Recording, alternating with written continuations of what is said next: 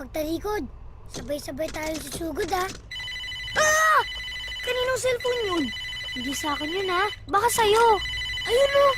Oh, ano ka ba? Pwede ba? Patayin mo yung cellphone mo. Ano naman, oh? Okay. Sinabi na patayin mo yung cellphone mo, eh. Kasi naman, eh.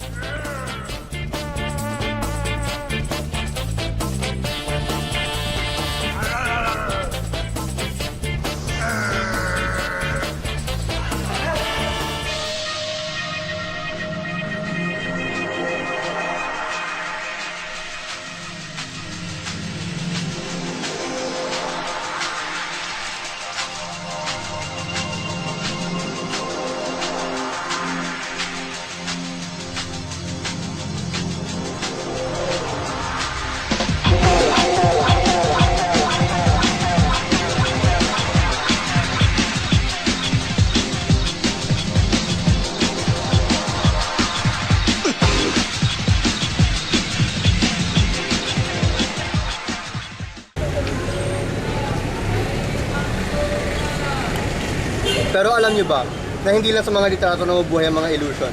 Halina't pasukin natin ang mundo ng mga mental illusions.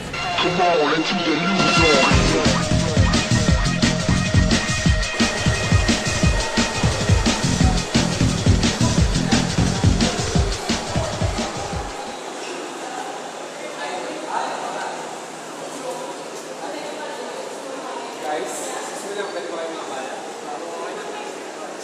Naniniwala pa kayo kayo sa mga nasa school?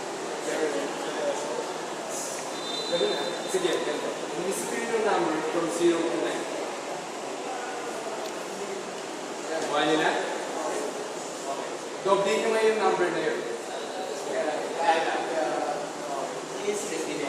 Tapos, mag-adjust yung 5 sa number na yun.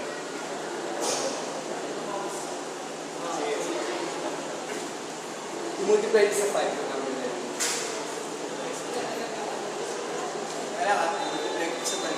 Sige. Ano, kaya na. Okay. Huwag niyo kakalimutan yan, ha. Mag-isip ulit kayo ng number from 0 to 9. Okay, yun na. Yan, yun yung number na yun, yung sa sagot niyo kanina. Okay na? Aalamin ko yung mga number na yun. Pero yung sasabihin sa akin, isipin ko lang. Ikaw, ano yung sagot? Yung sagot. Yung first number mo ay 2. Tama ba? Yung pangalawang number mo ay 4. Ikaw naman. Sa akin, ano eh? Total niya 16.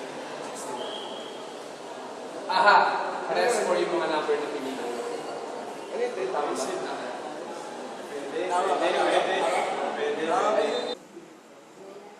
Actually, walang magic doon. Simpleng algebra lang ang ginamit ko. Tingnan niyo to. Unang-una, pinapili ko silang number from 0 to 9. Tawagin natin yung number na yun na x.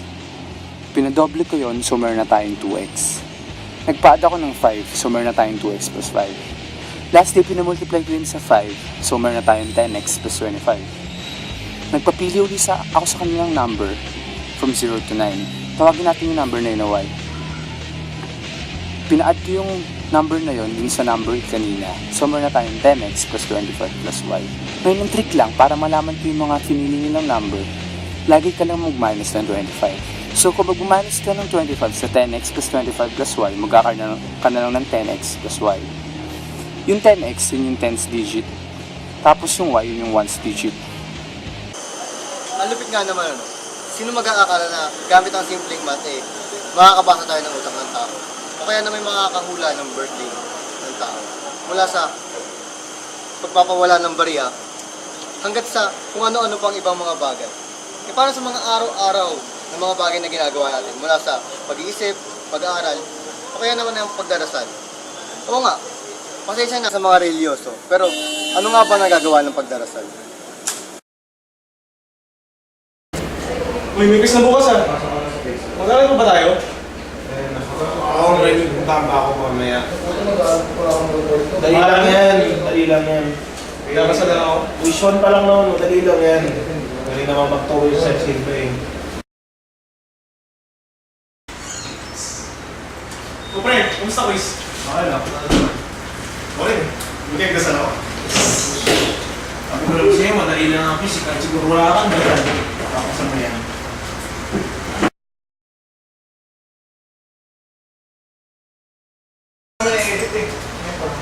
Okay pre, kumusta naman quiz? What's up? Kaumay. Basta ka na eh.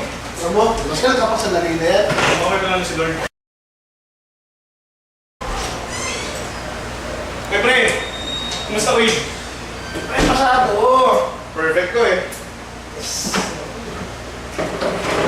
Sabi ko naman last na, di ba? Next term. Mukha.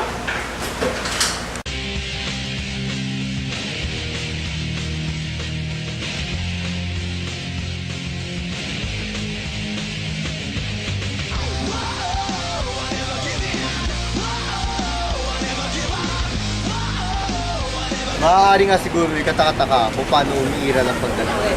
Siguro nga ay may Diyos sumasagot ng yes, no, at not now.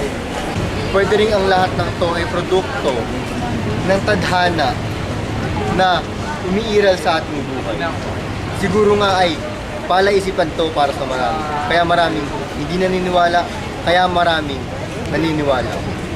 Pero isa lang ang sigurado, na may tanong na hindi nasasagot, na may mga sagot na ayaw tanggapin, at merong mga mental illusions.